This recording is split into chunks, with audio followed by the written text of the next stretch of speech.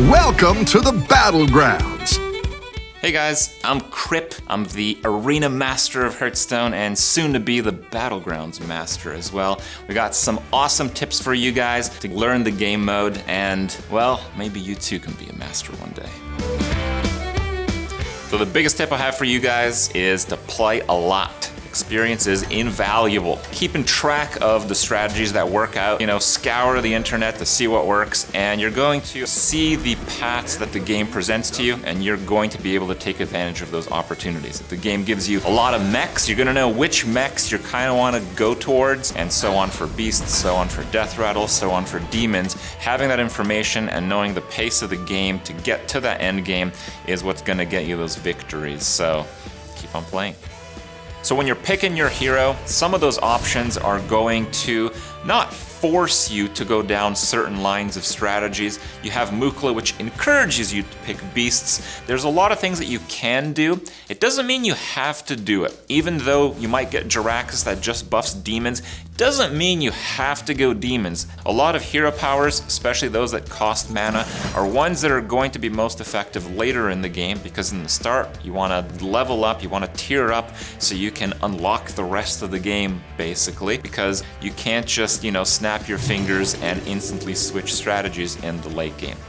If you're just starting with your first few games of Battlegrounds, my recommendation is that you try bosses or the heroes that have a cheap or free hero power. Some of these powers are actually totally passive, and that makes it easier to isolate the other part of the game, which is picking the cards, developing your strategy. When you have a hero power that costs not mana, it costs gold, you have a very limited amount of gold, particularly in the early game and the mid game. So it can be very difficult to really understand when it's a good idea to spend gold versus not. In the late game, even the hero powers that cost a lot of gold get used a lot, but first you have to get to the late game. And it's just easier in terms of figuring out the best way to proceed to that through a passive or cheap hero power. So give those a try first and learn something.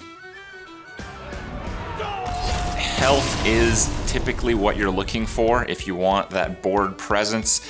You can have minions with lots of attack, but you'll find that health and health through death rattles, even health through divine shields, just ways to stick your minions on the board tends to be the winning strategy. Overall, there are some exceptions. Certainly those high attack minions have their place in the game, but if you want like an open-ended strategy to get into the game mode, start thinking about the stats as you would in the other parts of Hearthstone.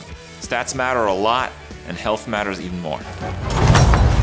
So one of my favorite tribes is demons. Demons are really cool because demons are overall very balanced, and any route you take them in still gives you a chance to take on, that round against your opponents. You can start off with the Wrathweaver. You're gonna take a lot of damage, but they get really big, so whenever you play another demon, they grow in size. And if you make it to the late game, these things can reach triple digits in attack and health. You're typically gonna need to pick up a Mal'Ganis, otherwise you're gonna die in the late game, but you often do.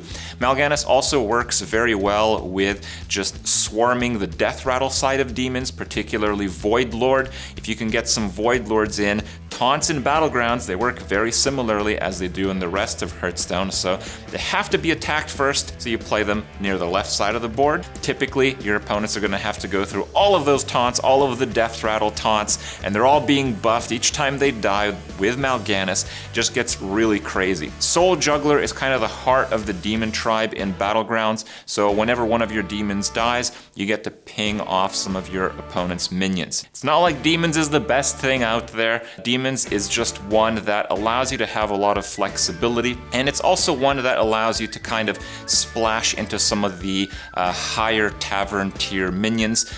You can do just fine with 5 demons, maybe 6. I don't know about 4. You still have to have some tribals in there, but overall, it's a great collection of cards, and I encourage you guys to give it a try.